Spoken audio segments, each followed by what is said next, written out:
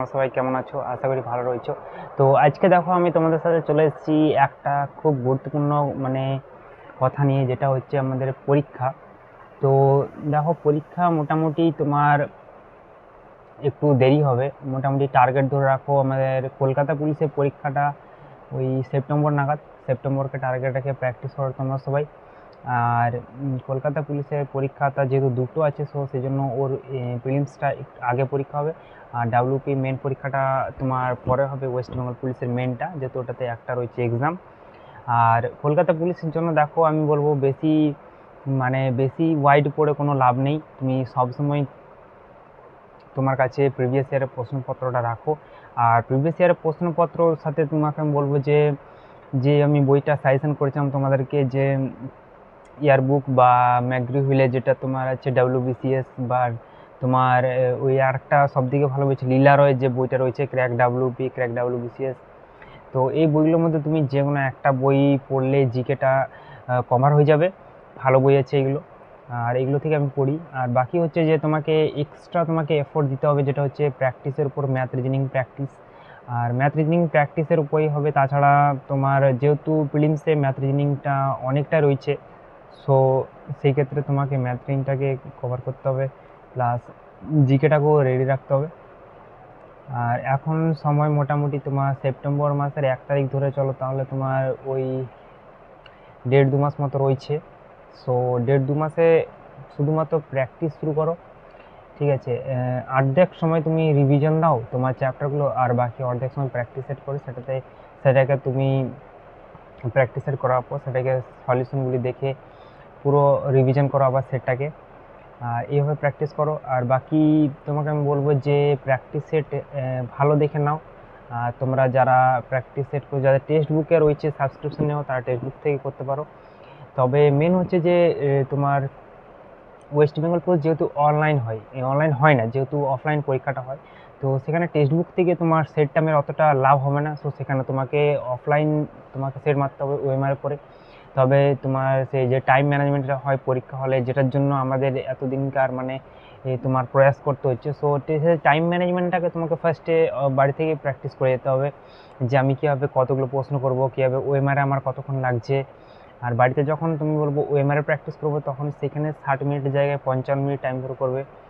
আর text book থেকে practice করতে পারো জাস্ট তোমার প্র্যাকটিসের জন্য, তোমার ম্যাথ রিডিংটাকে শুধু করতে পারো। আর যদি ফুল টেস্টের প্র্যাকটিস করো, তাহলে তোমাকে ফুল টেস্টের জন্য আমি সবসময় সাজেস্ট করবো অফলাইন বই থেকে প্র্যাকটিস করো ওএমআর নিয়ে। আর যারা আমাদের পুরনো ক্যান্ডিডেট রয়েছে, যারা প্রিভিয়াস পরীক্ষাটা দিয়েছো, কেপি প্রিভিয়াস ডাব্লিউপি দিয়েছো, তাদেরকে বলবো যে যে ফল্টগুলো ছিল সেই ফল্টগুলোকে ধরে আগে চলো, যে ফল্টগুলোকে কারেকশন করো।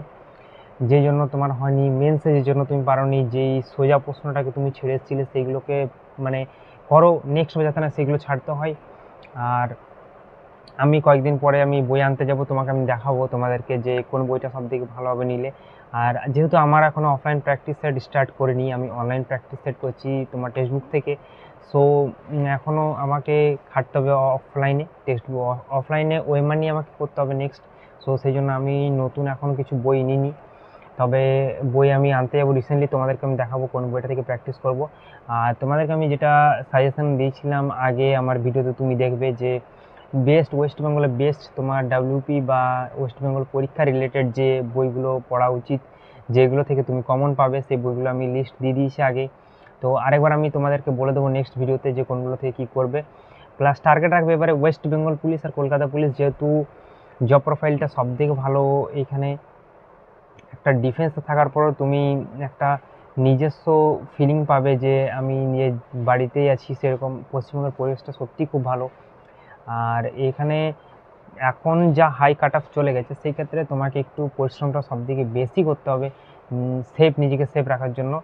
আর দেখো 2018 কাট অফ গেছিলো 48 100-র মধ্যে, সেই জায়গায় তোমার 2012 ভ্যাকেন্সিতে তোমার সেখানে চলে গেল 58 60 পর্যন্ত। সো এইবারে কাট অফ তোমার আশা করি 60+ যাবে, 60 থেকে 65-এর মধ্যে থাকবে। সো 1 ঘন্টার মধ্যে 65 অ্যাটেন্ড করার জন্য একটু ফার্স্ট করতে হবে। তো টার্গেট রাখতে হবে মোটামুটি 100-র মধ্যে 80, তবেই তোমার 70 অ্যাবভ দাঁড়াবে। যেহেতু দেখো টার্গেটটা বেশি রাখতে হবে, তবেই নাম্বারটা আগে দাঁড়াবে।